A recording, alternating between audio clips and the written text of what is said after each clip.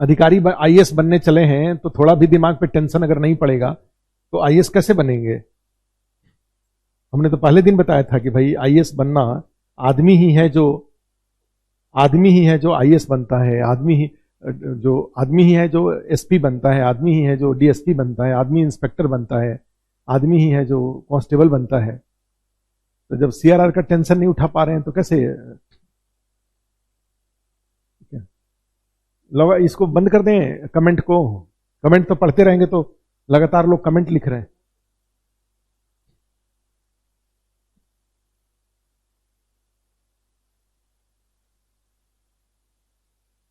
Hello hello hello, अच्छा हाँ ठीक है। तो बताओ क्या करें फिर, बताएं आगे। हाँ तो उसको ये करो, कमेंट अब मत लिखो, कमेंट कॉपी पे चलो तो फिर हम आगे बढ़े। नेक्स्ट अब देखो ये क्या है, एनडीटीएल। एनडीटीएल अब इसमें देखो एक समझाया था हमने ये कहा था कि ये जो बड़े लेमन लैंग्वेज में जो बात है वो लेमन लैंग्वेज में है उसका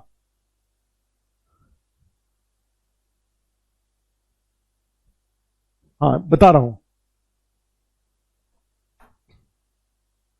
net demand and time liability, शुद्ध मांग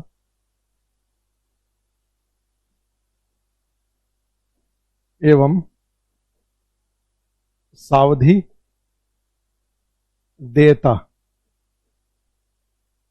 और इसको सामान्य बोलचाल में इसको कुल जमा कहा जाता है। 15 दिन पर किसी भी बैंक का 15 दिन पे इसको देखा जाता है।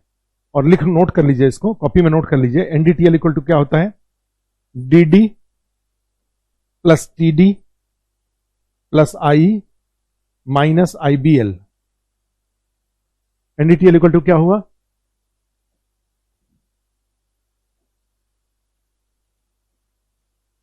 एनडीटीएल इक्वल टू क्या हुआ? नेट डिमांड टाइम लायबिलिटी, और ये होता है DD plus TD plus I minus IBL. ये सब डिफिकल्ट है ना थोड़े, अब अपने से समझने की कोशिश नहीं करोगे तो कैसे समझ में आएगा। डीडी का मतलब होता है डिमांड डिपॉजिट, उसको बोलते हैं मांग जमा। टीडी का मतलब होता है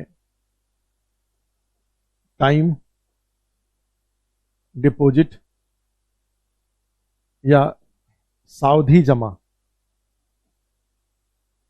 आई का मतलब होता है ब्याज प्राप्त, इंटरेस्ट।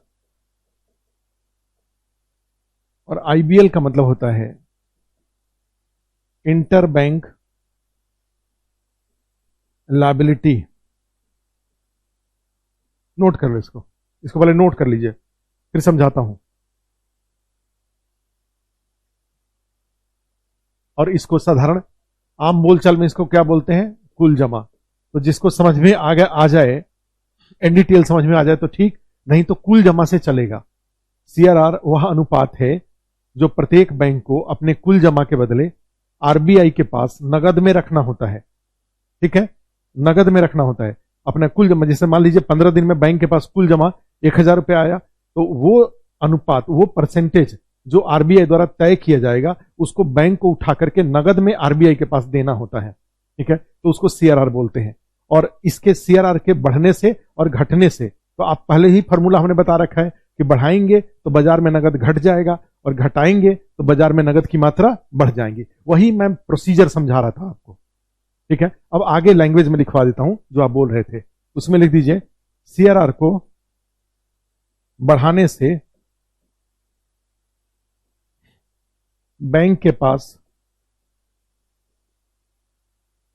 पास नगद कम, बैंक द्वारा ब्याज दर को बढ़ाना,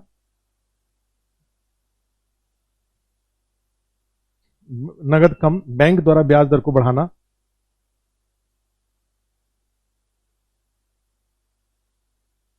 बैंक के पास नगद कम, बैंक द्वारा ब्याज दर को बढ़ाना और इस प्रकार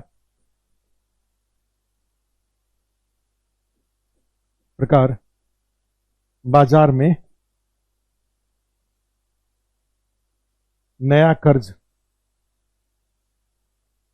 कम, पुराना वापस होना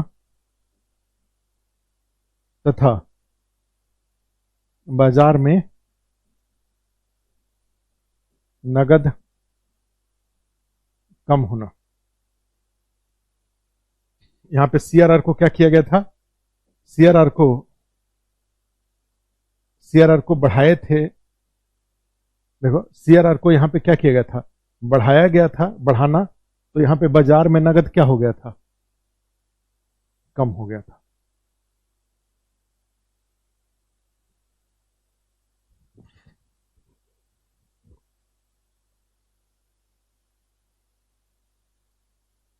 तथा उल्टा, इसमें लास्ट में एक सेंटेंस लिख दीजिए, तथा उल्टा। उल्टा का मतलब क्या हुआ? अगर सीआरआर को घटाएंगे तो बैंक के पास नगद क्या हो जाएगा? बढ़ जाएगा। बैंक द्वारा ब्याज दर को घटा दिया जाएगा और उससे इस प्रकार बाजार में नया कर्ज क्या हो जाएगा? बढ़ जाएगा। पुराना कर्ज वापस नहीं होगा और बाजार में नगद की मात्रा बढ़ जाएंगी। सब उल्टा, जो लिखा है उसका उल्टा हो जाएगा यहां घटाएंगे तो। ठीक है, ये है। अब चलिए इसको पहले एक बार एनडीटीएल को समझ लो क्या है। जैसे एक बैंक के पास, आप ही का बैंक है, उसमें 15 दिन के अंदर डिमांड डिपॉजिट का मतलब होता है ऐसे पैसे जमा होना बैंक में जो कि जब मर्जी तब वापस हो सकता है, कभी भी वापस हो सकता है। ठीक है, तो उसको बोलते हैं डिमांड डिपॉजिट। हमने आज जमा किया, कल हम उसको वापस निकाल लेंगे, वापस ले लेंगे। ठीक है, तो उसको क्या कहा गया? डीडी। तो ऐसे डिमांड डिपॉजिट कहा जाएगा। जैसे आपका जो बचत खाता है, आपके घर में कोई बिजनेस है तो उसका जो चालू खाता है, तो ये बचत खाता और चालू खाते को क्या कहा जाता है? डीडी कहा जाता है। उसमें जो पैसा जमा होता है वो कभी भी निकल सकता है। टीडी का मतलब होता है टाइम डिपॉजिट या टर्म डिपॉजिट। जैसे कई बार रिकरिंग डिपॉजिट बैंक में करते हैं, हर महीने 5,000। कई बार फिक्स डिपॉजिट, एक ही बार जाके 5 लाख फिक्स कर देते हैं, 5 लाख 5 साल 8 साल के लिए। तो वो 15 दिन में ऐसा कितना जमा आया तो उसको बोलेंगे टीडी। वो जब मर्जी तब वापस नहीं होता है। और demand deposit, term deposit, time deposit हुआ, प्लस आई। बैंक के द्वारा 15 दिन में बहुत सारे ब्याज प्राप्त किए जाते हैं। जैसे होम लोन दिया गया है, अगर 1 करोड़ का होम लोन है तो उस पर करीब करीब 91,000 के आसपास ब्याज बनता है। ठीक है, एक करोड़ रुपया दिया गया, 1 लाख रुपया उसका इंस्टॉलमेंट है, तो उसमें कई बार 95,000 रुपए तक ब्याज होता है। केवल 4 ही 5,000 रुपया प्रिंसिपल अमाउंट होता है और कई सालों तक। तो उस 15 दिन के अंदर में बैंक के पास मांग जमा कितना आया, सावधि फिक्स डिपॉजिट कितना आया, ठीक है, और उसी तरह से बैंक के पास ब्याज से पैसे कितने आए, ये तीनों को जोड़ देते हैं। ठीक है, तीनों को जोड़ देते हैं और उसके बाद उसमें से आईबीएल को घटा देते हैं। तब जो बचता है उसी को बैंक का कुल जमा या एनडीटीएल कहा जाता है। ठीक है, आईबीएल का मतलब क्या हुआ? जैसे मान लो मेरा बैंक में, मेरे खाते में बैंक में 1 लाख रुपए जमा है और मैंने किसी को उस 15 दिन के अंदर ही एक 10,000 रुपए का चेक दे दिया है। ठीक है, मेरा खाता एचडीएफसी में है और मैंने क्या किया, स्टेट बैंक ऑफ इंडिया का जिसका खाता था उसको मैंने 10,000 का चेक दे दिया। उसने क्या किया, उसको जाके स्टेट बैंक ऑफ इंडिया के अपने खाते में जमा किया उस 10,000 के चेक को। तो 10,000 के चेक को जमा किया तो उसमें से क्या हो जाएगा, वो state bank of India HDFC से वो 10,000 रुपया उस 15 दिन के अंदर ही वापस लेगा। ठीक है, तो इसी को बोलते हैं इंटर बैंक लायबिलिटी, अंतर बैंक देयता, एक बैंक का दूसरे बैंक की देयता। तो एचडीएफसी में मेरा 1 लाख रुपए जो जमा था उसमें से 10,000 रुपए स्टेट बैंक ऑफ इंडिया ने मांग लिया। ठीक है, तो 10,000 क्या हो जाएगा, माइनस हो जाएगा और तब जो 90,000 बच जाएगा वही मेरा एनडीटीएल होगा।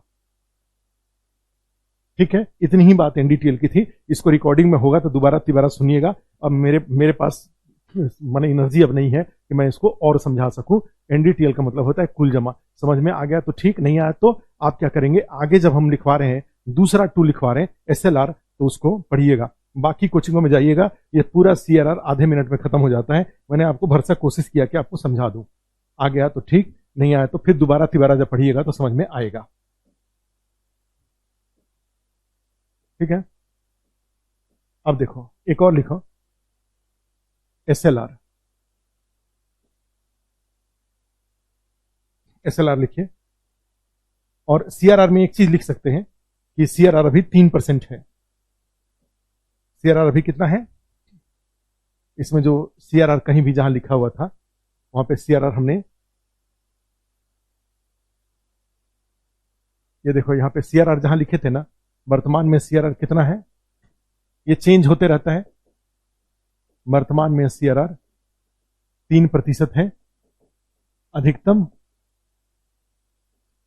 15% हो सकता है, नोट कर लीजिएगा शुरू में ही, अधिकतम 15% हो सकता है। लेकिन अभी CRR कितना है, 3% है। जब RBI को बाजार से पैसा हटाना होगा तो 3 से बढ़ा देगा, घटाना होगा तो 3 से कम कर देगा। जब बाजार में नगद क्या करना होगा, बढ़ाना होगा, तो CRR को क्या करेंगे, घटा देंगे। और जब बाजार से नगद को कम करना होगा तो CRR को बढ़ा देंगे। यही था आपने। अब आ जाओ SLR, स्टैट्यूटरी लिक्विडिटी रेशियो, सांविधिक तरलता अनुपात। और इसमें लिखिए यह अनुपात है, या लिखिए वह अनुपात है जो प्रत्येक अनुसूचित बैंक को अपने पास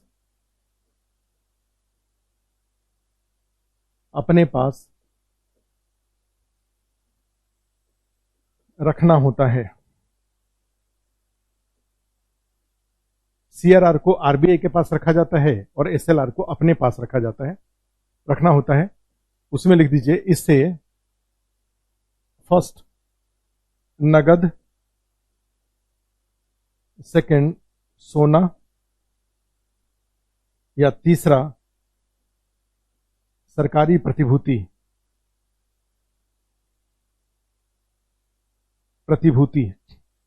गवर्नमेंट सिक्योरिटीज के रूप में रखना होगा। कैसे रखा जाएगा, कैश में, गोल्ड में और गवर्नमेंट सिक्योरिटीज में, या तो ये या तो ये या तो ये, तीनों में से कोई एक। और उसमें क्या रखा जाता है, मुख्य रूप से किसमें बैंक रखते हैं SLR को, मुख्य रूप से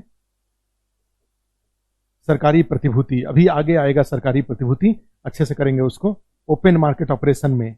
इसलिए थोड़ी देर धैर्य रखिएगा, तो इसको अभी लिख लीजिए, बस इतना ही। मुख्य रूप से किसमें रखा जाता है, SLR को मुख्य रूप से सरकारी प्रतिभूति में रखा जाता है SLR। और क्या CRR से किस मामले में डिफरेंट हो रहा है, भाई मुख्य रूप से इसको सरकारी प्रतिभूति में रखा जाता है, इसे अपने पास रखा जाता है, बैंक खुद अपने पास रखते हैं। और जो CRR होता है वो RBI के पास रखा जाता है, केवल नगद में रखा जाता है। इसको आप चाहे तो नगद में रख सकते हैं, चाहे तो गोल्ड में रख सकते हैं, चाहे तो गवर्नमेंट सिक्योरिटीज में रख लेते हैं, लेकिन मुख्य रूप से किस में रखा जाता है, सरकारी प्रतिभूति के रूप में। और उसमें लिख दीजिए वर्तमान में चेंज होते रहेगा, वर्तमान में यह देखिए कितना है, वर्तमान में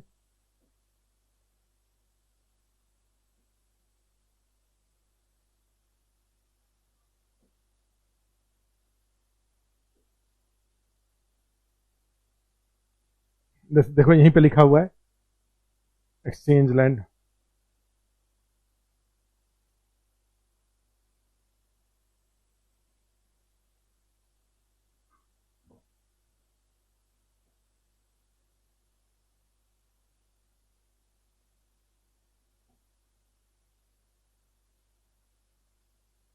देखो CRR 3% लिखा हुआ है और SLR 18% लिखा हुआ है। ये देखिए, सबसे RBI का साइट कभी भी खोलेंगे तो आपको लेटेस्ट पता चल जाएगा यहाँ से। CRR 3%, SLR 28% है, और दूसरा 4%, 3.35%, 4.25%, ये सब है। चलो ठीक है, याद रखिएगा। देखिए यहाँ पे लेटेस्ट लिखा रहता है आरबीआई के साइट पर जाएंगे तो। खैर हम लोग अपनी जगह पे आ जाते हैं।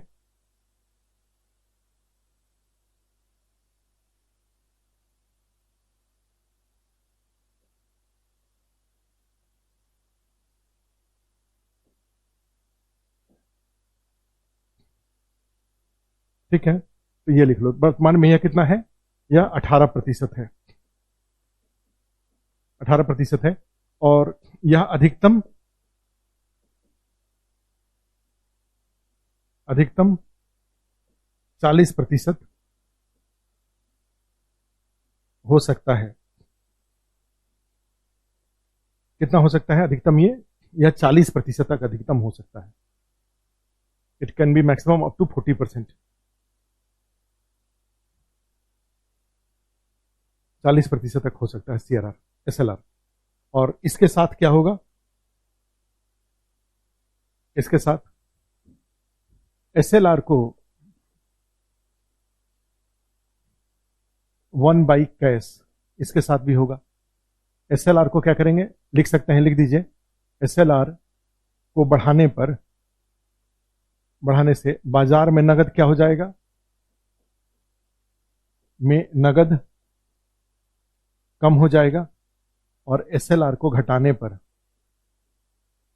बाजार में नगद बढ़ जाएगा। लिख दीजिए इसको। और कैसे होगा ये एक बार फिर समझाते हैं, जैसे CRR को समझाए थे, फिर से एक बार समझने की कोशिश करिए।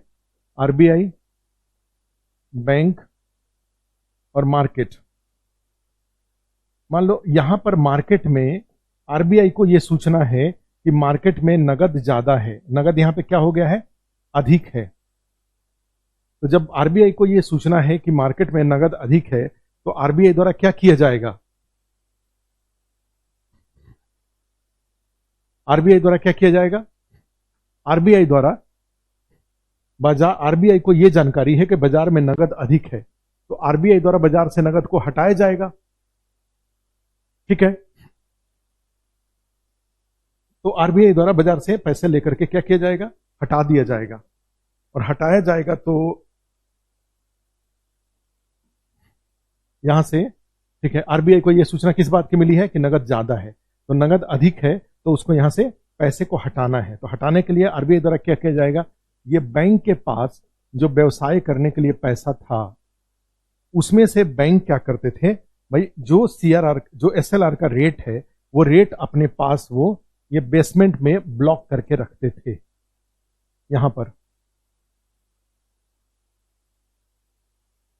बेसमेंट में ये ब्लॉक करके रखते थे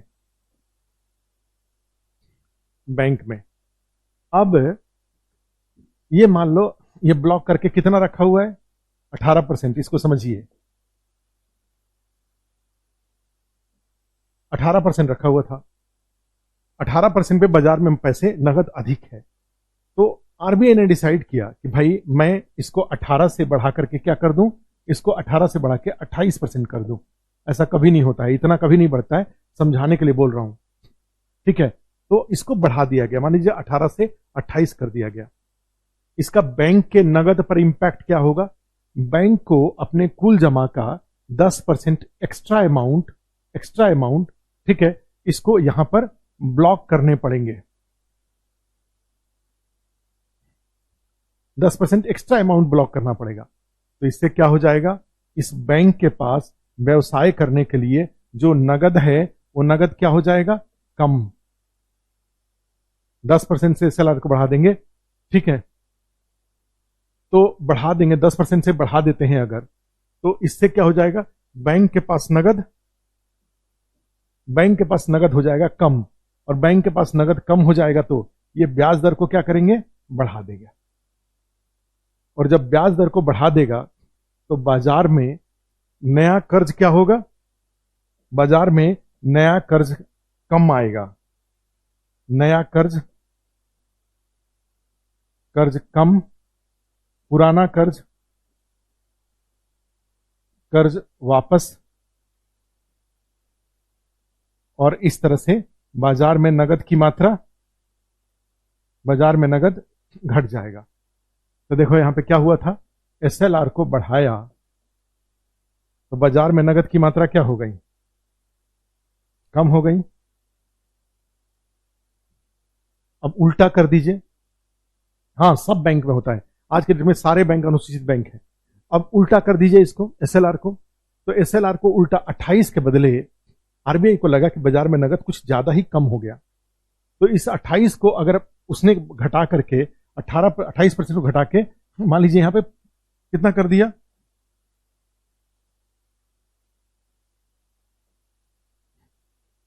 घटा करके 15% कर दिया गया। 28 को घटा के कितना कर दिया गया, 15% कर दिया गया। अब 28 से घटा के 15 कर देने से क्या होगा, बैंक के पास, बैंक अपने पास ये एसएलआर के रूप में जो यहां पैसा ब्लॉक करके रखे हुए थे उसमें से 13% के बराबर गोल्ड या सरकारी प्रतिभूति को वो बाजार में बेच देंगे, और बाजार में बेच देने से क्या हो जाएगा, बैंक के पास जो नगद है वो नगद बेच देंगे तो बैंक के पास नगद आ जाएगा। तो बैंक के पास जब नगद आ जाएगा तो बैंक अपने नगद को क्या करेंगे, बढ़ा देगा।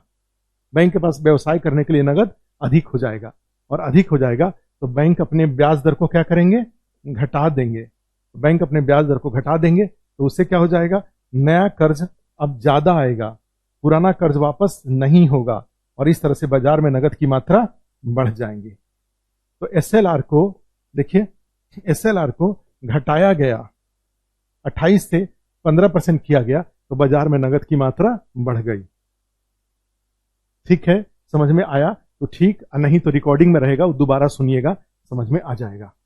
तीसरा, थर्ड नोट करिए, तीसरा सीआरआर एसएलआर। अब नोट करिए डबल आर, रेपो रेट, और इसमें लिखिए वह ब्याज दर है,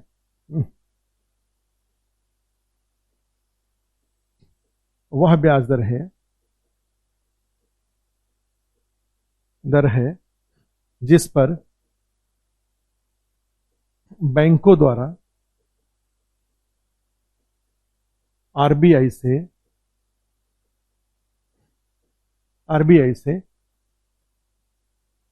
अल्पकालिक कर्ज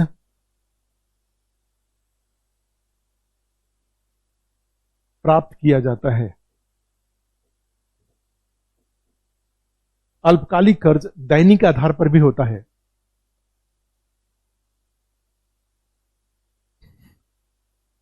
नहीं, नगद कम तो पुराना कर्ज वापस, और बढ़ेगा तो नहीं बढ़ेगा। ठीक है, ये देखिए, अब वह ब्याज दर है जिस पर बैंकों द्वारा आरबीआई से अल्पकालिक कर्ज प्राप्त किया जाता है। ठीक है, और इसमें लिख दीजिए, जैसे मान लो यहां पे आरबीआई है और यहां पर नीचे बैंक है और उसके नीचे मार्केट है, तो अभी के डेट में मान लीजिए रेपो रेट डबल आर अगर मान लीजिए 4% है, तो 4% पे आरबीआई से बैंकों ने ढेर सारा लोन लिया हुआ है, अभी भी ले रहे हैं।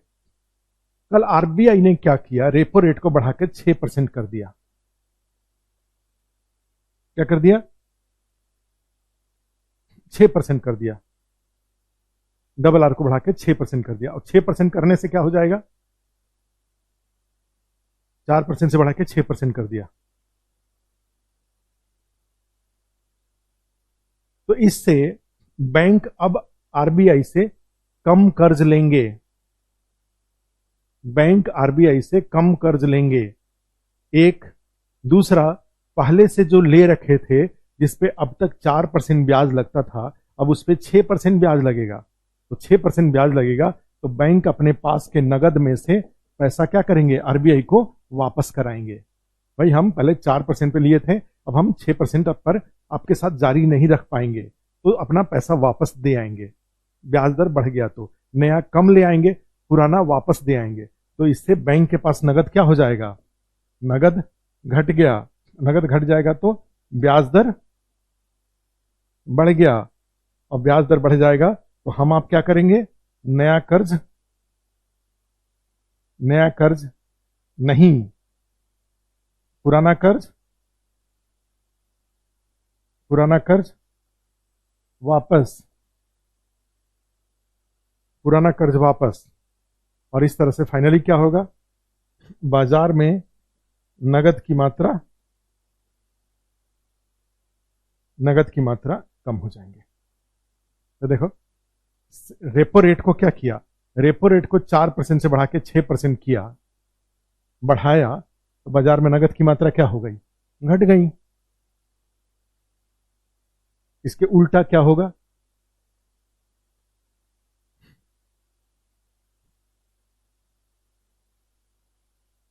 नहीं, दोनों का कार्य सेम क्यों है, दोनों कार्य सेम नहीं है।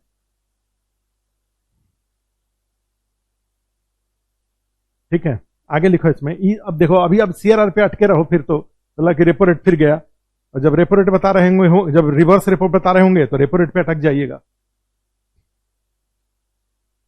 अब जो जितना जो सामने सामने समझ में आया, सीआरआर नगद के रूप में आरबीआई के पास रखा जाता है, एसएलआर के मल्टीपल पर्पस हैं, एसएलआर अपने पास गवर्नमेंट सिक्योरिटीज में रखा जाता है, बैंक जनरली नगद में उसको नहीं रखते हैं। ठीक है, तो आपके कहने का मतलब है कि सीआरआर एसएलआर को दोनों को एक ही कर दिया जाए, ये सब इतना सारा जगह पे जाने की जरूरत नहीं है।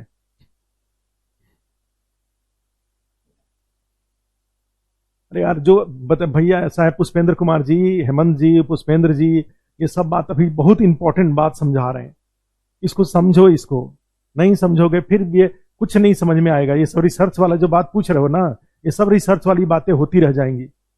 अभी जो जो एग्जाम के लिए जो जरूरी चीज है वो सब समझा रहे हैं, उसको समझ लो। ये सारे अलग अलग टूल हैं, सबका अलग अलग उद्देश्य है, क्या करते हो।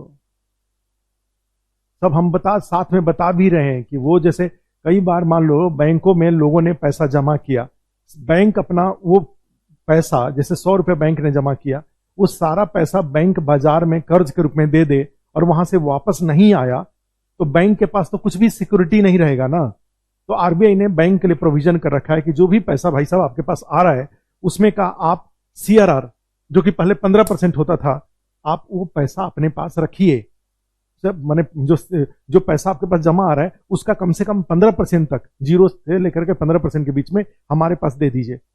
जो जमा आया है उसका आप 0 से लेकर के 40% के बीच में उसको अपने पास ब्लॉक करिए सरकारी प्रतिभूति में। इसका फायदा क्या होगा कि बैंक ने जो बाजार में कर्ज दे रखा है, बैंक में जो पैसा जमा आया उसका एसएलआर के रूप में, सीआरआर के रूप में पैसे अगर ब्लॉक रहेंगे, तो बाजार में गया हुआ पैसा अगर डूब भी जाता है तब भी बैंक के पास ग्राहक की देनदारी के लिए कुछ रहेगा। एक बात, और दूसरी बात उसका इंपॉर्टेंस इस बात से होता है कि भाई यही सीआरआर एसएलआर को बढ़ा करके या घटा करके बाजार में नगद की मात्रा को बढ़ाया या घटाया जाता है। अब ये टूल को हटा दें और आरबीआई को कल पता चले कि बाजार में नगद ज्यादा हो गया है, नगद कई कारणों से ज्यादा होता है। नगद एक कारण से ये ज्यादा होगा कि पिछले साल 100 केजी आलू गया था, उसके अनुपात में 100 रुपया बाजार में था। इस बार 50 केजी ही आलू गया, तो रुपया दोगुना हो गया कि नहीं हो गया। तो ऐसी स्थिति में बाजार में आलू का प्राइस 1 रुपया बने रहे, इसके लिए 50 रुपया हटाना पड़ेगा। कई बार ऐसा होगा कि रुपया मान लो आलू हो गया, जो 100 केजी के बदले 200 केजी चला गया, बाजार में 100 रुपया है, तो कम से कम सीआरआर एसएलआर जैसे टर्म रहेंगे तब तो उसको कम करके बाजार में पैसे की मात्रा को बढ़ाएंगे। लेकिन अभी तो कम से कम ये जो चीज बता रहा हूं, बहुत इंपॉर्टेंट चीज बता रहा हूं, इसको समझ लो। तो समझ के उसके बाद उंगलियां एकदम लगातार जो मोबाइल पर उंगलियां चल रही हैं तो उससे फायदा नहीं हो पाएगा समझाने में। नहीं तो 2 मिनट बाद फिर बोल दोगे सर रेपो रेट हमको समझ में नहीं आया, रिवर्स रेपो रेट एक बार फिर से बता दीजिए। और जब बता रहे हैं तो उसमें ध्यान से हमारी बात को एक एक मिनट एक एक लाइन सुनो, तो कोई क्वेश्चन पूछने की जरूरत नहीं पड़ेगी। ठीक है, आपको आप सुनते रहिए, कोई भी आदमी कमेंट, मोबाइल पे कोई कमेंट मत लिखिए, चुपचाप सुनते रहिए जो बताते जा रहे हैं, एकदम सब समझो। अब देखो, अब एक जन क्वेश्चन पूछ रहे हैं, पीटी में क्वेश्चन आते हैं, इससे बिल्कुल आते हैं, क्यों नहीं क्वेश्चन आएगा मोबाइल पे। अब जो मोबाइल पे लिखे, मोबाइल पे में अपना उंगली मत चलाइए, कमेंट मत लिखिए, कमेंट पहले इसको सुनो, ये इंपॉर्टेंट चीज बता रहा हूं, उसके बाद अपना कमेंट, लगातार कमेंट लिखते रहना। मोबाइल पे क्यों देख रहे हो, कॉपी पे रहो ना, बता समझो कि मैं क्लास में बैठा हूं, और यहाँ क्लास में बैठे रहते तो मोबाइल चलने देते, या जितना आप बोल रहे हैं, जितना आप पूछ रहे हैं, इतना क्लास में अगर 50 लोग बैठे रहे और इतना लोग अगर पूछते रहे, क्लास कभी चल पाता है?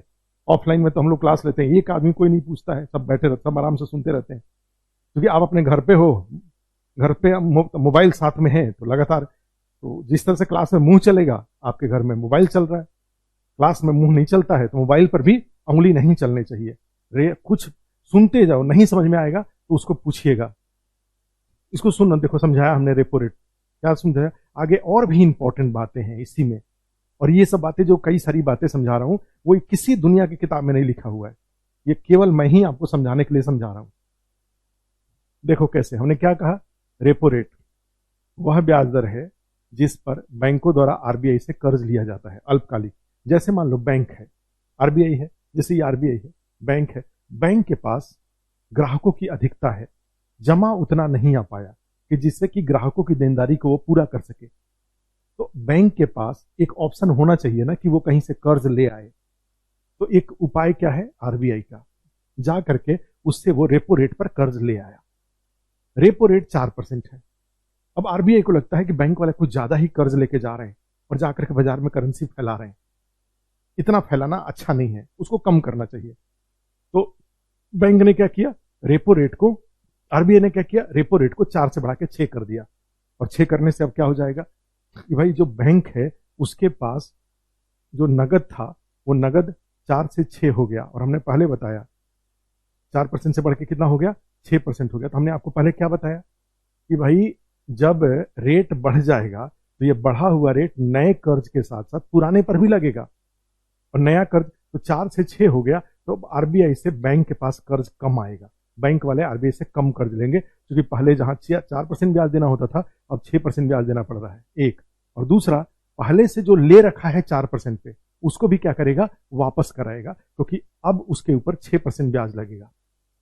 तो इसका क्या होगा, बैंक के पास नगद कम हो जाएगा, जब वापस करेगा, पहले से 4% पे जो ले रखा था उसको अगर आरबीआई को वापस करेगा तो बैंक के पास नगद कम हो जाएगा, और बैंक के पास नगद कम हो जाएगा तो बैंक का ब्याज दर क्या हो जाएगा, बढ़ जाएगा। और जब बैंक का ब्याज दर बढ़ जाएगा तो हम आप क्या करेंगे, नया कर्ज नहीं लेंगे, पुराना कर्ज वापस करेंगे, नगद की मात्रा घट जाएंगी बाजार में, यही बढ़ाने का उद्देश्य था। अब आरबीआई को लगा कि भाई बाजार में नगद की मात्रा कुछ ज्यादा ही कम हो गया, नगद की मात्रा बढ़नी चाहिए, तो ये 6% को घटा, 6% को क्या करेंगे, घटा के 3% कर देंगे। क्या किया गया, 3% कर दिया, घटा दिया गया। तो अब बैंक क्या करेंगे भाई, आरबीआई से बैंक ज्यादा कर्ज ले आएंगे,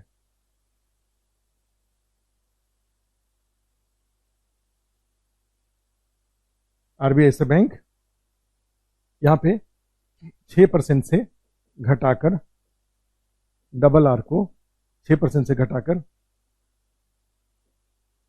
3% कर दिया गया।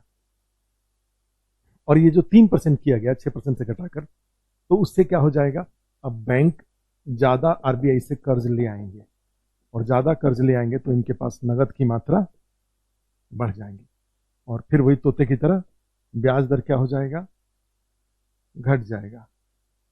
बाजार में नया कर्ज बढ़ जाएगा, पुराना कर्ज वापस नहीं होगा, और इस तरह से ये क्या हो जाएगा, बाजार में कर्ज की मात्रा बढ़ जाएगी। तो उल्टा उल्टा होगा, रेपो रेट को बढ़ाएंगे, रेपो रेट को बढ़ाएंगे, ठीक है, डबल आर को बढ़ाएंगे तो घटेगा, घटाएंगे, 6 से 3 किया, नगद की मात्रा बढ़ गया, ठीक है। और उसमें आपने लिखा है कि वर्तमान में कितना है, रेपो रेट लिख लो, इसका इंपैक्ट कैसे होगा, इसी को लैंग्वेज में लिखें तो क्या लिखे, लिख लो वर्तमान में डबल आर 4% है,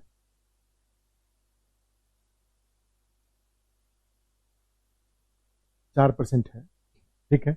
और डबल आर के साथ भी है, रेपो रेट के साथ, कि ये 1/कैश या नगद का व्युत्क्रमानुपाती होता है। इसका मतलब क्या हुआ, डबल आर को बढ़ाएंगे तो बाजार में नगद घट जाएगा, और डबल आर को घटाएंगे तो बाजार में नगद बढ़ जाएगा। इसका एक्सप्लेनेशन हमने आपको दे दिया है।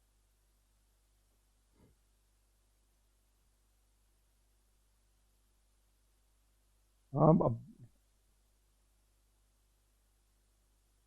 ऐसा क्यों बढ़ाते हैं, क्यों घटाते हैं, सब रामायण खत्म, सीता किसकी जोड़ी। क्यों बढ़ाते हैं, क्यों घटाते हैं? अरे खेलना कर, आरबीआई को खेलने का मन करता है। आरबीआई के पास कोई रोजगार होना चाहिए ना, तब तो। नहीं तो नहीं, खेल खेल में, वीडियो गेम में कभी बढ़ाते हैं, कभी घटाते हैं, कभी बढ़ाते हैं, घटाते हैं। इसीलिए आरबीआई द्वारा ऐसा किया जाता है, वीडियो गेम खेलने के लिए। तब से बता रहे हैं कि भाई बाजार में नगद की मात्रा ज़्यादा हो जाए, तब से बता रहे हैं कि नगद की मात्रा बाजार में ज़्यादा रहेगा तो मांग अधिक होगा, मांग अधिक होगा तो मूल्य बढ़ जाएगा, मूल्य बढ़ जाएगा तो गरीबी गरीबी बढ़ जाएंगी। तो ऐसी स्थिति में बाजार से नगद को हटा लिया जाता है। हटाने के लिए ये सब सीआरआर, एसएलआर, रेपो रेट को सबको बढ़ा दिया गया, या किसी एक को बढ़ा दिया गया, घटाया गया। तो घटाने के लिए क्या करते हैं? घटाने, जब बाजार में नगद की मात्रा कम है, बिना ऑफलाइन का, ये ऑनलाइन का तमाशा बड़ा खराब तमाशा है।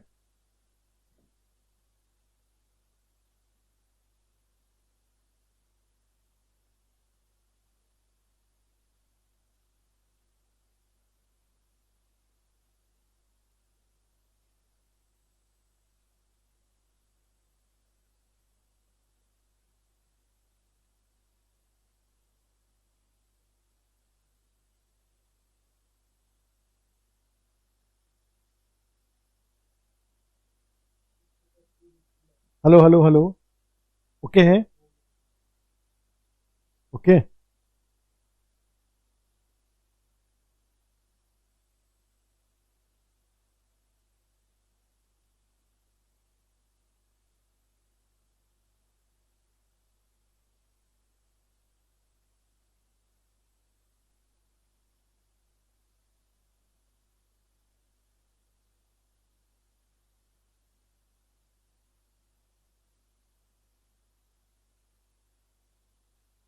एक नेक्स्ट हेडिंग लिख लो, रिवर्स रेपो रेट। नाम से ही क्लियर है, उसके उल्टा है। और ये है रिवर्स रेपो रेट। लिखिए, वह ब्याज दर है,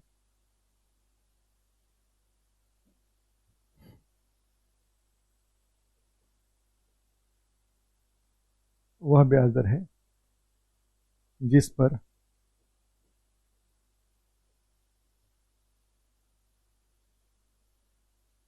जिस पर आरबीआई द्वारा बैंकों से अल्पकालिक जमा या कर्ज लिया जाता है। रेपो रेट में क्या था? बैंक आरबीआई से कर्ज लेते थे। रिवर्स रेट, रेपो रेट में क्या है? आरबीआई द्वारा बैंकों से जमा या कर्ज लिया जाता है, उल्टा होता है ये। और उसमें लिख दीजिए, रिवर्स रेपो रेट वर्तमान में कितना है? 3.35% है। और जैसे बाकी सबके साथ होता है, वैसे भी इसके साथ ट्रिपल आर को 1/कैश होता है ये। और इसके साथ भी होता है, लिख दीजिए कि रिवर्स रेपो रेट को, ट्रिपल आर को बढ़ाने से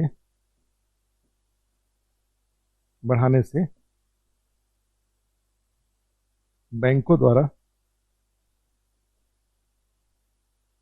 नोट कर लीजिए कॉपी में, बैंकों द्वारा आरबीआई के पास अधिक जमा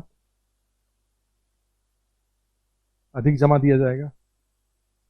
सीआरआर, और इसमें अंतर यह है कि सीआरआर में कोई ब्याज नहीं मिलता है। रिवर्स रेपो रेट में जो आरबीआई के पास जमा देंगे उस पर ब्याज मिलेगा। से बैंकों द्वारा आरबीआई के पास अधिक जमा, और इस प्रकार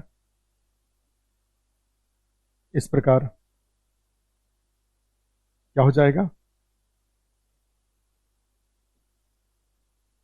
इस प्रकार बैंक के पास नगद बैंक के पास नगद कम हो जाएगा।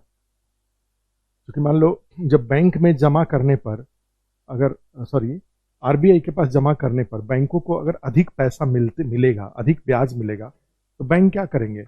अपने पास जो उनके पास कुल जमा है उसमें से ज़्यादा पैसा निकाल करके आरबीआई के पास रखेंगे। और ज़्यादा पैसा निकाल करके आरबीआई के पास जब रखेंगे तो उससे बैंकों के पास नगद की मात्रा क्या हो जाएंगी? कम। और नगद की मात्रा कम हो जाने से क्या हो जाएगा? बैंकों के पास नगद कम, और बैंकों के पास जब नगद कम हो जाएगा तो बैंक क्या करेंगे?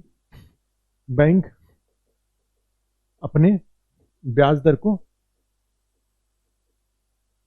दर को बढ़ा देंगे और इस प्रकार बाजार में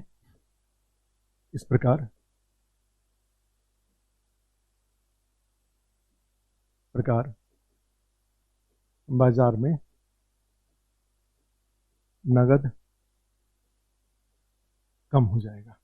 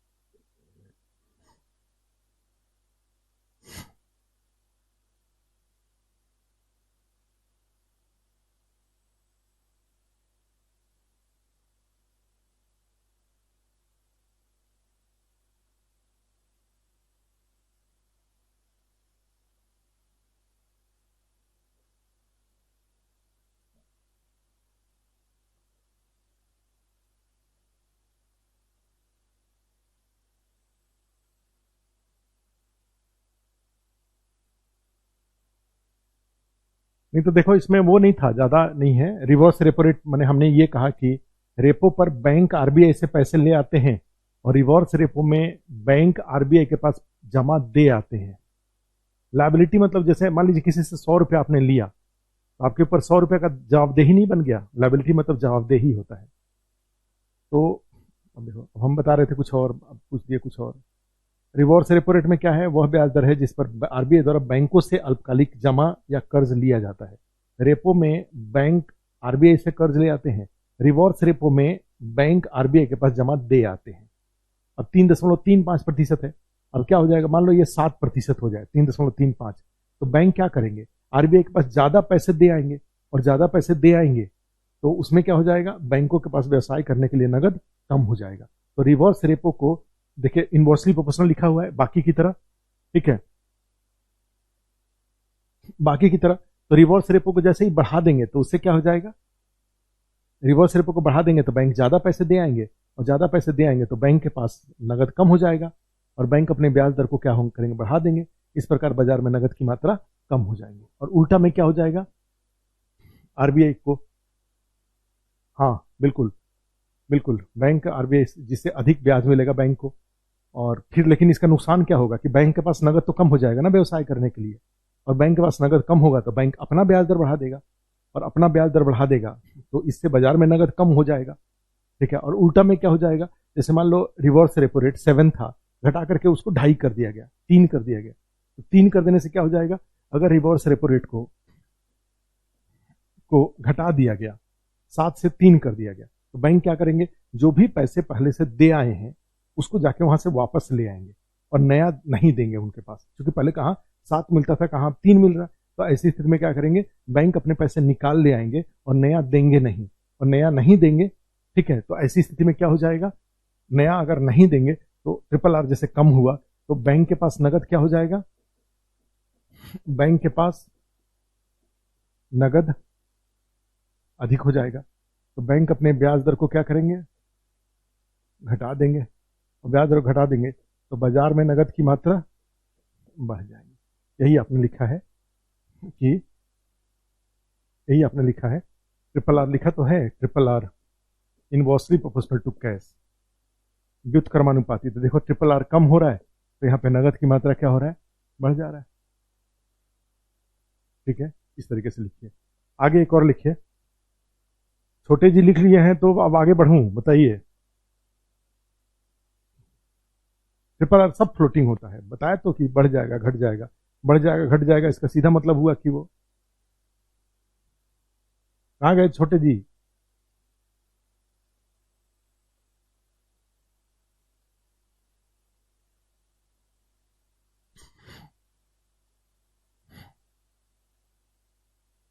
बढ़ जाऊं? ठीक है, अब आगे लिखिए। आगे नेक्स्ट लिखिए एमएसएफ। मार्जिनल स्टैंडिंग फैसिलिटी, मुख्य नियंत्रण सुविधा, नियंत्रण सुविधा लिखिए इसको, और इसमें लिखिए वह ब्याज दर है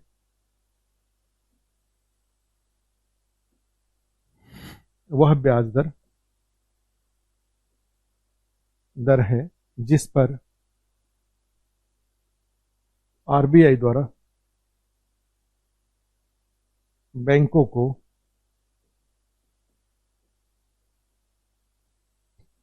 अति अल्पकालिक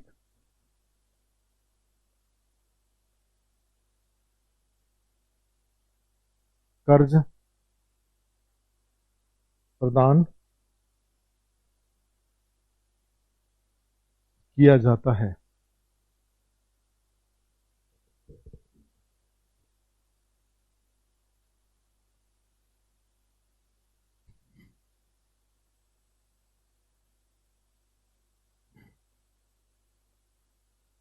बस केवल देखो, कॉमेडियन की बात नहीं है, अगर केवल जो हम धीरे धीरे बता रहे हैं, आराम आराम से कोई सुनते जाए, लेकिन फिर भी कई लोग ऐसे हैं जिनका इकोनॉमिक्स बैकग्राउंड कमजोर है, या लेकिन तो कमजोर से तो मतलब क्या है, जो सीधे सीधे जो दिख रहा है सामने, उतना अगर उतना समझते जाइए तो आपकी जरूरत पूरी हो जाएंगी। लेकिन इतना समझते जाइए, कई जगह पे हो सकता है नहीं समझ में आए। दोनों कारण हो सकते हैं, मेरे समझाने में कमजोरी हो, या कई बार ऐसा भी होगा कि आपका भी कंसंट्रेशन कहीं ब्रेक हो गया, कई बार हमारा भी कंसंट्रेशन ब्रेक हो जाता है, कई बार आपका कंसंट्रेशन ब्रेक हो गया, नहीं समझ में आया। लेकिन कॉपी में तो ले जाना चाहिए ना, कॉपी में तो लेके जाओ कम से कम, नोट्स तो एक ठीक से बन जाए।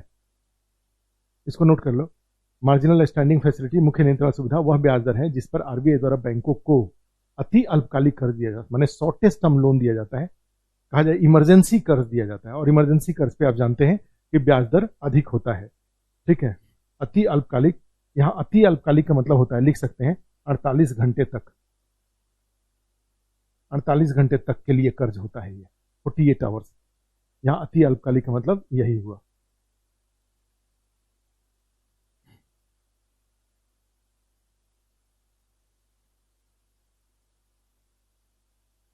ठीक है, अब आगे लिखो।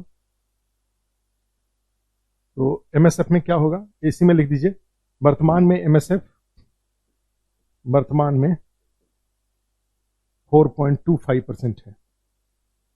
और इसे भी, यह भी क्या होता है, एमएसएफ 1/कैश होगा। अर्थात एमएसएफ को क्या करेंगे, बढ़ाएंगे तो नगद कम, और एमएसएफ को घटाएंगे तो नगद ज्यादा। नोट कर लीजिए इसको।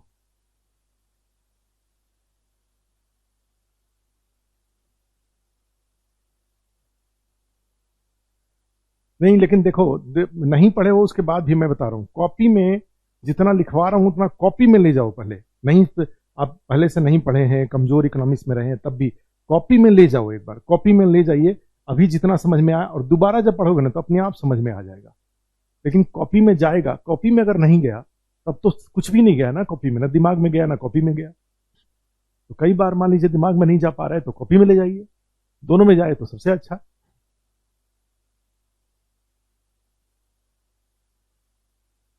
ठीक है, इसको लिख लो एमएसएफ को।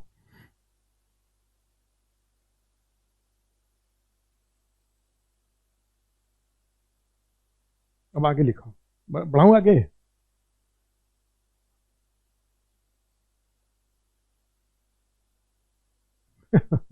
चलो कोई बात नहीं, इसको आगे आगे करूं।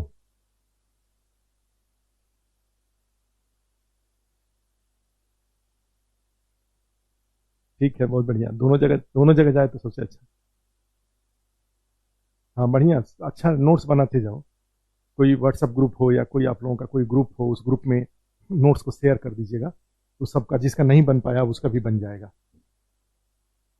नेक्स्ट देखो आगे, एक और है बैंक रेट, लास्ट एक इस तरह के में बैंक रेट है, और इसमें लिख लो वह ब्याज दर है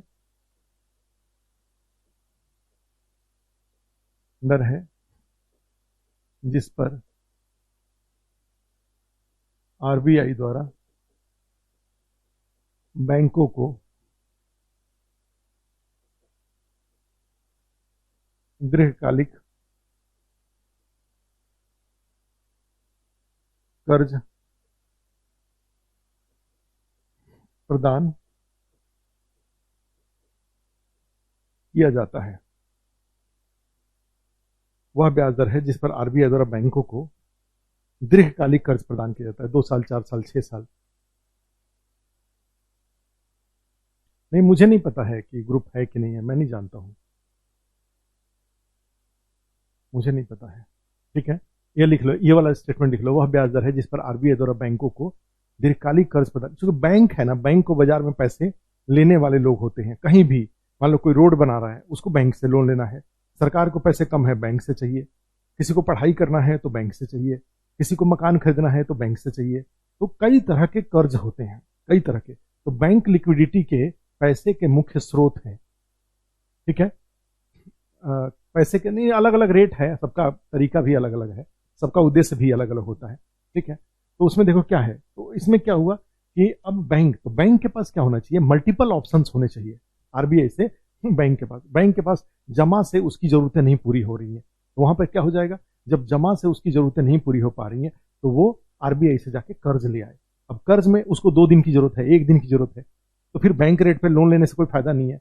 वो क्या करेगा, रिवर्स रेपो रेट यूज कर, वो एमएसएफ यूज कर लेगा। ठीक है, तो इस तरह से कई तरह के अलग अलग।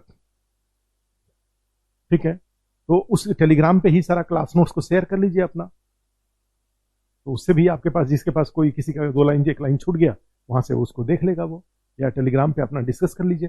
ठीक है, तो बैंकों का दीर्घकालिक कर्ज प्रदान किया जाता है, और इसी में लिख लो बैंक रेट 4.25% है बैंक रेट। ठीक है, और इसके साथ भी होता है, बैंक दर को भी क्या करेंगे, जैसे सबके साथ होता है 1/, नगद, अर्थात बैंक दर को बढ़ाते हैं तो नगद क्या हो जाता है, घट जाएगा, और बैंक दर को घटाएंगे तो नगद बढ़ जाएगा।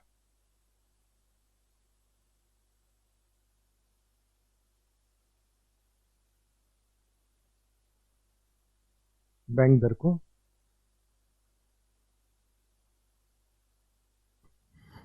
इस तरीके से लिख लीजिए।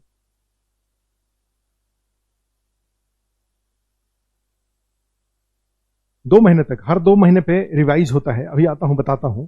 हर 2 महीने पे रिवाइज हो सकता है, कोई जरूरी नहीं कि रिवाइज हो हर बार, तो कभी रिवाइज होगा, कभी रिवाइज नहीं होगा। बाजार में मुद्रा की उपलब्धता के आधार पे ये तय होगा कि रेट को क्या किया जाए, बढ़ाया जाए, घटाया जाए कि नहीं। ठीक है, तो ये कोई जरूरी नहीं है, तो आपको हर 2 महीने पे न्यूज में छपता है मौद्रिक, आरबीआई द्वारा मौद्रिक नीति के तहत सीआरआर को बढ़ाया गया, घटाया गया, किसी सबको बढ़ाया घटाया, किसी एक को बढ़ाया घटाया, ये सब टाइम टू टाइम आते रहता है। आप भी अपने मोबाइल पे आरबीआई का साइट देख करके, जैसे हमने बताया था आपको, ये आरबीआई का साइट जा करके, ये तो यहाँ पे लिखा रहता है, जो भी लिखा हुआ हो हर 2 महीने पे, तो आप उसको फॉलो करिए। कई सारे हैं जो कभी चेंज नहीं होते हैं, कुछ हैं जो चेंज होते रहते हैं। तो आगे इसमें 1 लाइन लिख दीजिए, अब आगे। ठीक है, तो ये सारे के सारे टूल थे आरबीआई का। एक बचा हुआ है ओपन मार्केट ऑपरेशन वाला, लेकिन वहां पर आ रहे हैं खुले बाजार की क्रियाओं पे। इससे पहले कि ओपन मार्केट पे है, आपको ये 4 जो दर देखा था आपने, RRR, रिवर्स रेपो, एमएसएफ और बैंक रेट, ये चारों के चारों आपने देखा कि सब क्या है, सब ब्याज दर हैं, सब के सब। मार्जिनल स्टैंडिंग फैसिलिटी, ये भी ब्याज दर है, ये भी ब्याज दर है, ये भी है, ये भी है। रेपो रेट में आपने देखा ये 3 है, वो क्या है, 3 है आरबीआई से बैंक की ओर। बैंक रेट दीर्घकालिक है, रेपो रेट अल्पकालिक है, और एमएसएफ अति अल्पकालिक है। ये तीनों के तीनों दर पर वो दर हैं जिस पर आरबीआई द्वारा बैंकों को समय समय पर कर्ज दिया जाता है। रिवर्स रेपो रेट बीच में एकमात्र है जिस पर बैंक आरबीआई के पास अपने पैसे जमा देते हैं। ठीक है, ये 4 आपने देखा। तो चारों में आरबीआई ने क्या रखा है कि एक इनके बीच में लिंक बना रखा है। ठीक है, इनमें चारों दरों में 1 लाइन लिख दीजिए, RRR, RRR, एमएसएफ और बैंक रेट में चारों दरों में डबल आर एवं ट्रिपल आर को नीतिगत ब्याज दर कहा जाता है। क्या कहा जाता है? नीतिगत ब्याज दर कहा जाता है, पॉलिसी रेट। तथा इनका सबसे अधिक उपयोग है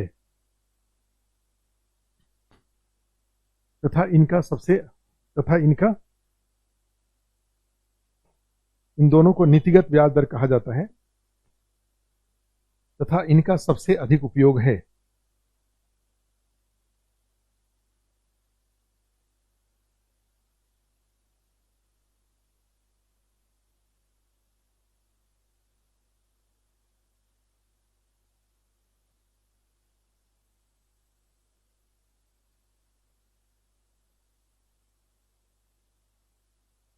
तथा इनका सबसे अधिक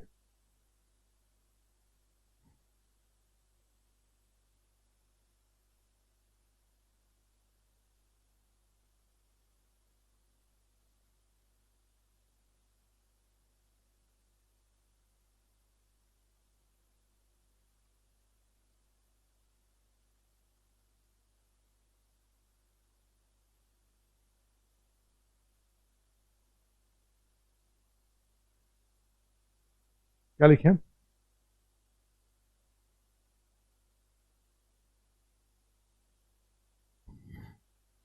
चलो देखो, पूजा ऐसा है कि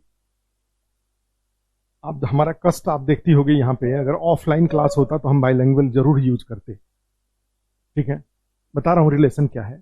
मैं जरूर इसका ऑफलाइन में रहता तो यूज करता। हिंदी माध्यम में आप खुद ही 2 घंटा पढ़ के देखो कितना वो होता है, दिक्कत होता है।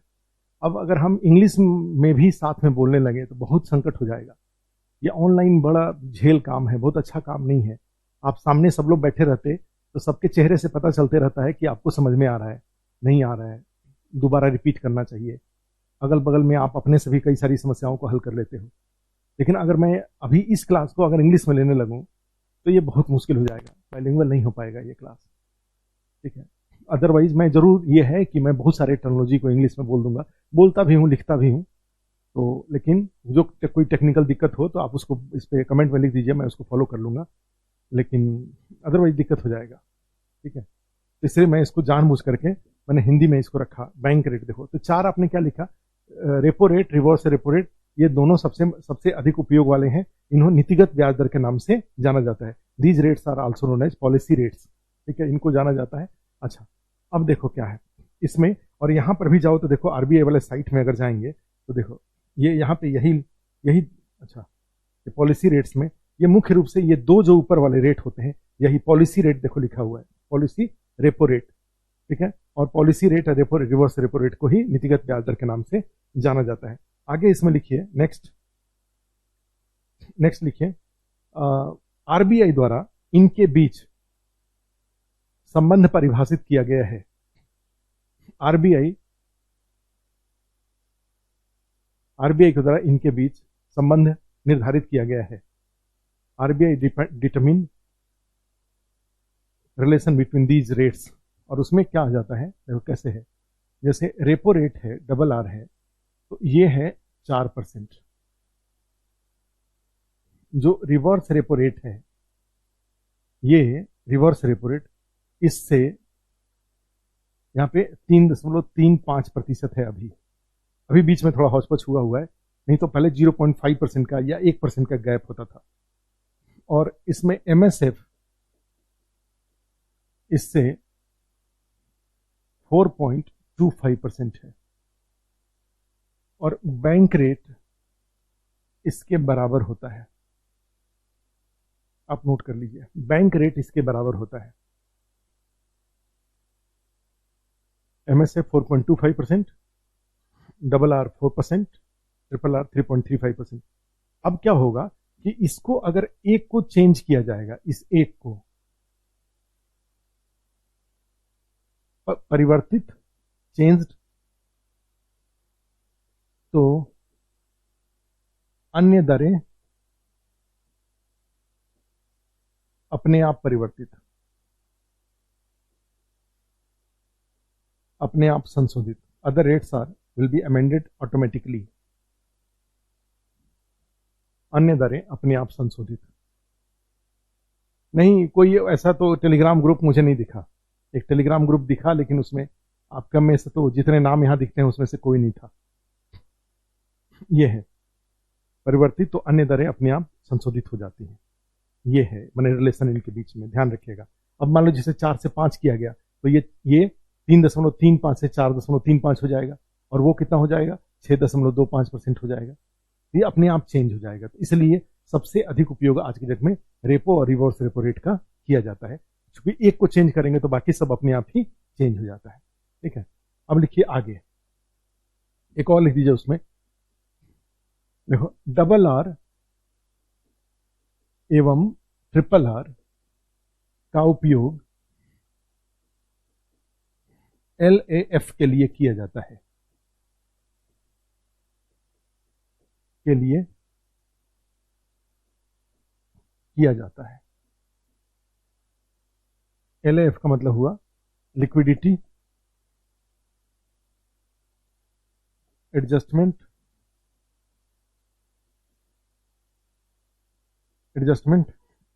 फैसिलिटी, लिक्विडिटी एडजस्टमेंट फैसिलिटी, तरलता समायोजन सुविधा के लिए किया जाता है। ये लाइन लिख दीजिए, डबल आर एवं ट्रिपल आर का उपयोग LAF के लिए किया जाता है, तरलता समायोजन सुविधा, लिक्विडिटी एडजस्टमेंट फैसिलिटी। अभी क्या होता है अभी बता रहा हूं, चलो लिख लो। लिक्विडिटी एडजस्टमेंट फैसिलिटी मिटा दें, ये वाला मिटा देते हैं, तरलता समायोजन सुविधा। अब देखो इसमें क्या होता है, ये क्या है, किस प्रकार की सुविधा है ये तरलता समायोजन सुविधा LAF। देखो, LAF की शुरुआत सन 2000 में हुई। नियमित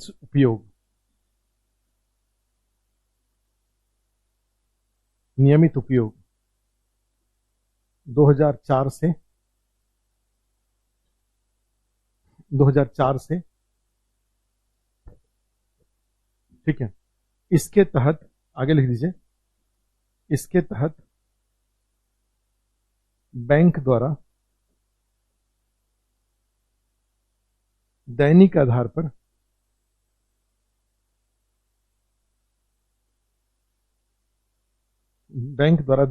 पर आरबीआई से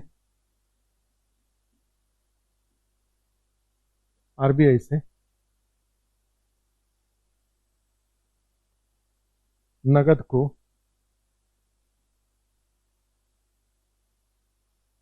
समायोजित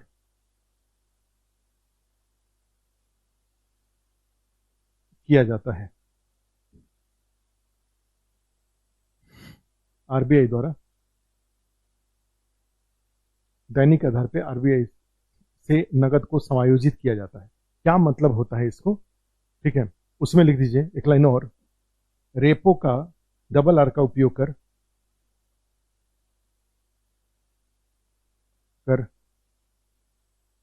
आरबीआई से नगद लेना, नगद का उपयोग कर आरबीआई से नगद लेना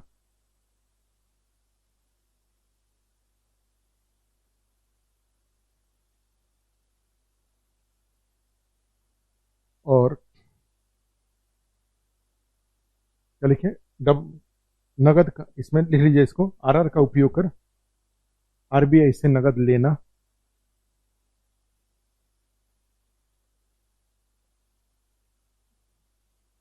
तथा ट्रिपल आर का उपयोग कर आरबीआई के पास कैश डिपॉजिट करना, नगद जमा करना।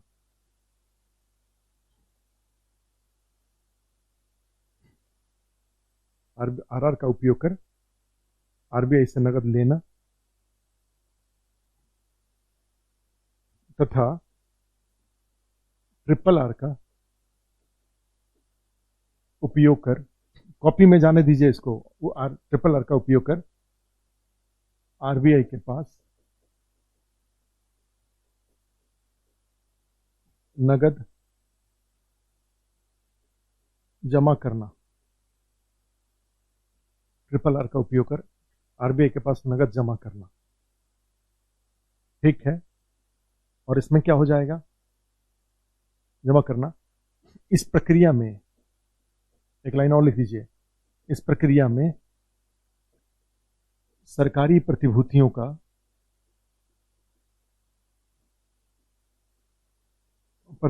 का गिरवी के रूप में, मॉर्गेज के रूप में उपयोग किया जाता है। देखो इसका मतलब क्या है, पहले लिख लो इसको।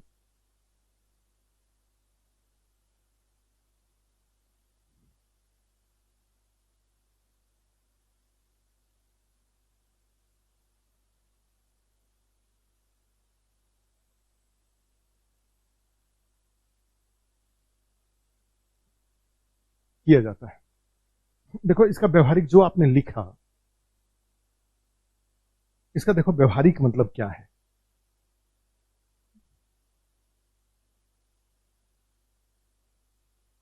देखो इसका व्यवहारिक मतलब क्या है। ट्रिपल आर एवं डबल आर एवं ट्रिपल आर का उपयोग एलएएफ के लिए किया जाता है। एलएएफ की शुरुआत सन 2000 में, नियमित उपयोग 2004 से। इसके तहत बैंक द्वारा दैनिक आधार पर आरबीआई से नगद को समायोजित किया जाता है। दैनिक आधार पर क्या लिखा है हमने, इसका प्रैक्टिकल मीनिंग समझिए क्या है। ठीक है, अब इसमें देखो, जैसे मान लो आरबीआई है और ये बैंक है, ठीक है, दोनों है। कई बार ऐसा होगा कि बैंक के पास पैसे कम हैं, कई बार ऐसा होगा, ग्राहकों की संख्या ज्यादा है, पैसे कम है, तो बैंक क्या करेंगे? आरबीआई से कर्ज ले आएंगे। यहां पे एलएएफ यूज होगा, लिक्विडिटी एडजस्टमेंट, तरलता समायोजन सुविधा। बैंक के पास कैश कम है, लिक्विडिटी कम है, तो उसको एडजस्ट, तरलता का मतलब कैश होता है, नगद का, तो बैंक के पास लिक्विडिटी कम है, तो बैंक क्या करेंगे? उसको एडजस्ट करेंगे। कौन सी सुविधा का उपयोग करके? रेपो का उपयोग करके। रेपो का उपयोग करके बैंक आरबीआई से कर्जा ले आएंगे। ठीक है, और बदले में अपने पास से गवर्नमेंट सिक्योरिटी, सरकारी प्रतिभूति, अभी आगे बताएंगे, सरकारी प्रतिभूति आरबीआई के पास गिरवी के रूप में रखाएंगे। जैसे कोई आदमी साहूकार से पैसा ले आया, तो मान लीजिए 10 लाख रुपए ले आया, तो 10 लाख के बराबर गोल्ड उसको दे आता है, इसको बोलते हैं मॉर्गेज लोन। उसके पास पैसे कम थे, तो उसी तरह से एक दूसरी सुविधा है कि कई बार वो जो मुथूट फाइनेंस वाले, चाहे कई मुथूट गोल्ड वाले हैं, बोलते हैं कि अगर आपके पास, ठीक है, नगद ज्यादा है तो आप हमें दे आइए, दे दीजिए, हमसे गोल्ड गिरवी के रूप में ले लीजिए। अगर आपके पास नगद कम है तो अपना गोल्ड हमें दे जाइए, हमसे नगद ले आइए, अर्थात गिरवी के रूप में कुछ मुझे मेरे पास रख दीजिए और कैश मुझसे ले जाइए।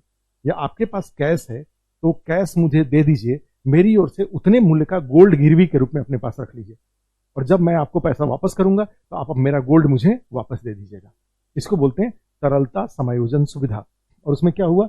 ये बैंक आरबीआई से रेपो रेट पर कर्ज ले आया और बदले में उतने मूल्य का सरकारी प्रतिभूति आरबीआई के पास गिरवी रखाया।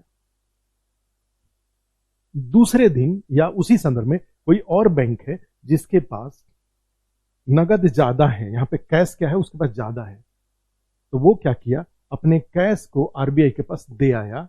किस रेट पर? रिवर्स रेपो रेट पर दे आया। ठीक है, दे आया, और उसके बाद बदले में यहां से गवर्नमेंट सिक्योरिटीज, सरकारी प्रतिभूति,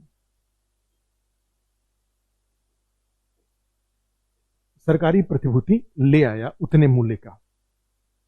आ रहा समझ में? ओपन मार्केट आगे आएगा, ओपन मार्केट आगे आएगा। अभी तो इसको समझ लो, एलएएफ को, एलएएफ बता रहा हूं ना, अभी लिक्विडिटी एडजस्टमेंट फैसिलिटीज बता रहा हूं। लिक्विडिटी एडजस्टमेंट फैसिलिटीज में क्या हुआ? ये आरबीआई द्वारा बैंक से, आरबीआई और बैंक के बीच में कैश को एडजस्ट किया जाता है। अगर यहाँ पे कैश ज्यादा है तो उसको दे आना और बदले में उतने मूल्य का सिक्योरिटी ले आना। और दूसरा,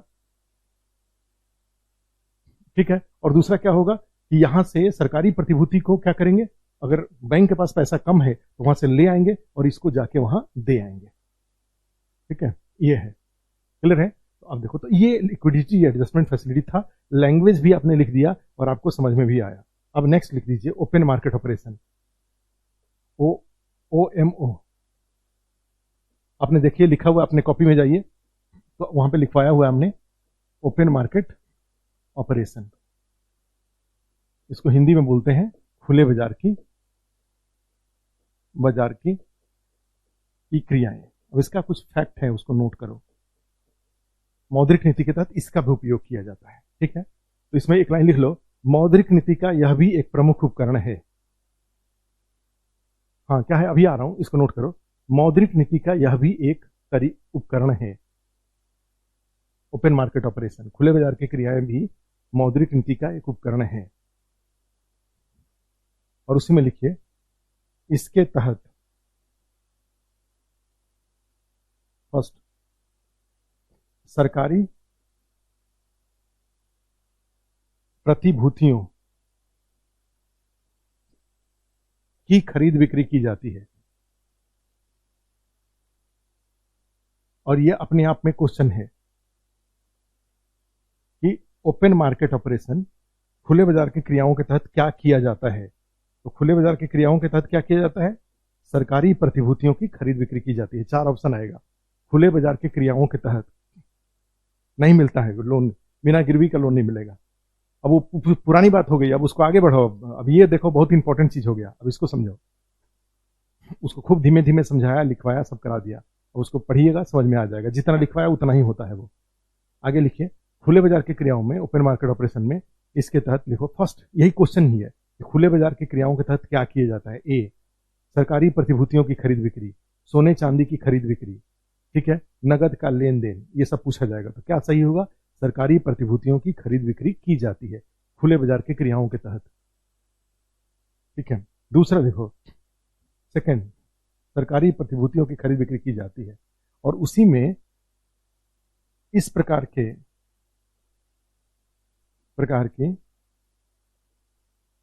खरीद बिक्री के बाजार को,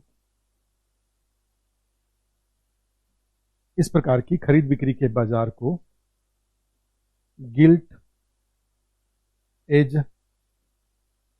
मार्केट कहा जाता है।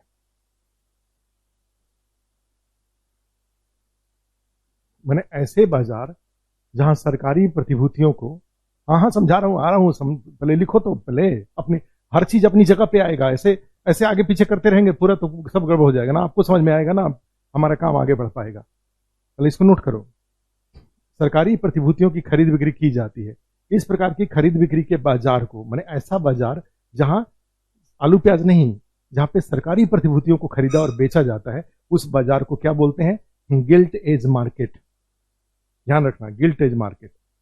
और ये गिल्ट एज मार्केट, अब पूछा जाए गिल्ट एज मार्केट क्या है, तो ऑप्शन में क्या आएगा, सरकारी प्रतिभूतियों की खरीद बिक्री का बाजार। ठीक है, और इसका विनियामक कौन होता है,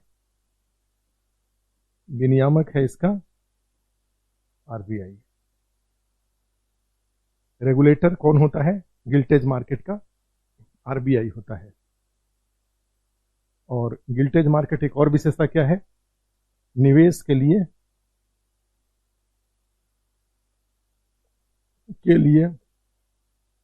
100% सुरक्षित है।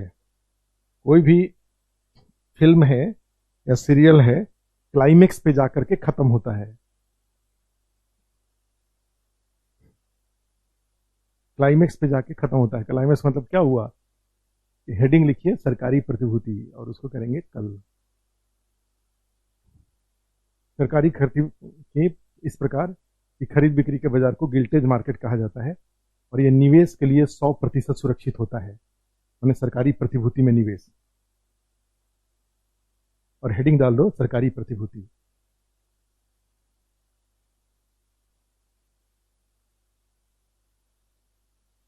जो पीटी का क्वेश्चन हुआ, नहीं अभी नहीं, अभी खत्म नहीं कर रहे हैं, अभी ये तो ऐसे ही बोल रहा था। हेडिंग लिखो सरकारी प्रतिभूति।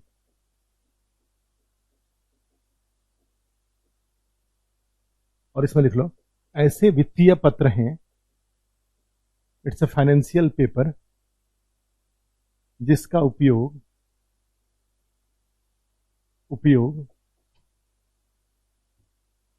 केंद्र एवं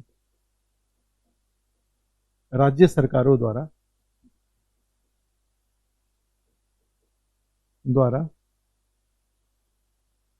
अपने कर्ज को पूरा करने के लिए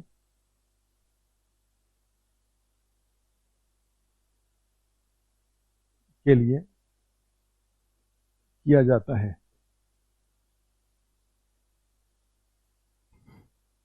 क्या बोलते हैं उसको? ऐसे सरकारी प्रतिभूति क्या होता है?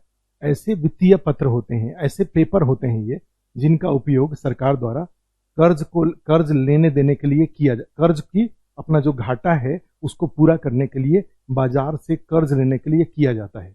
जैसे आपने देखा था बजट हमने बताया था, तो उस बजट में क्या बताया था कि भारत सरकार का जो घाटा है वो घाटा कितना है? गवर्नमेंट ऑफ इंडिया का इस साल का घाटा 36 पैसा है, करीब 15 लाख करोड़ रुपया है। और ये 15 लाख करोड़ रुपया सरकार द्वारा कर्ज लेकर के पूरा किया जाएगा आरबीआई के माध्यम से। तो आरबीआई के माध्यम से कर्ज लेने के लिए वैसे मौखिक रूप से मांगने से तो कोई नहीं देगा भाई, कोई पेपर चाहिए ना उनको। तो वो पेपर जिसका उपयोग करके सरकार द्वारा आरबीआई से क्या किया जाता है? सरकार, हाँ समझ गए कमल कुमार जी, समझ गए। ऐसा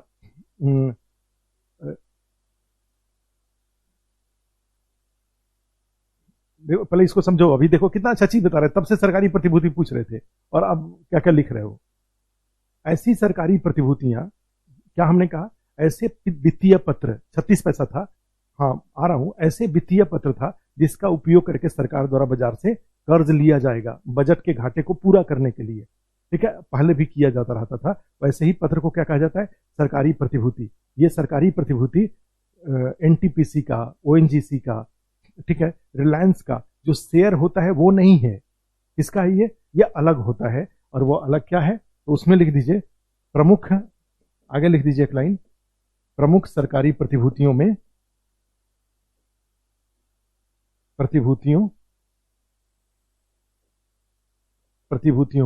इसमें लिख लो, एक लिख दो ट्रेजरी बिल, सबसे इंपॉर्टेंट होता है ट्रेजरी बिल। दूसरा होता है बॉन्ड,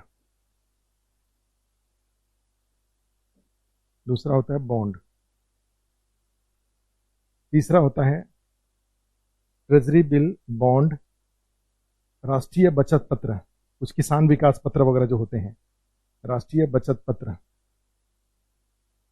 और एक और होता है एसडीएल, स्टेट, केंद्र सरकार की अनुमति से राज्यों द्वारा जो कर्ज लिया जाता है, डेवलपमेंटल लोन, राज्य विकास कर्ज, ये सरकारी प्रतिभूतियां हैं। हाँ ठीक है, कल करेंगे। अब तो नोट कर लो, इतना तो कम से कम नोट कर लो, ये सब एग्जाम्पल हैं सरकारी प्रतिभूति का, कल करेंगे। ठीक है, कल हेडिंग डालेंगे ट्रेजरी बिल और उसको वहां से समझाएंगे। हाँ, जैसे किसान विकास पत्र ये हुआ, इसमें किसान विकास पत्र है, केवीपी यहाँ होगा, बॉन्ड तो होता ही है। कल करेंगे, ठीक है, थैंक यू।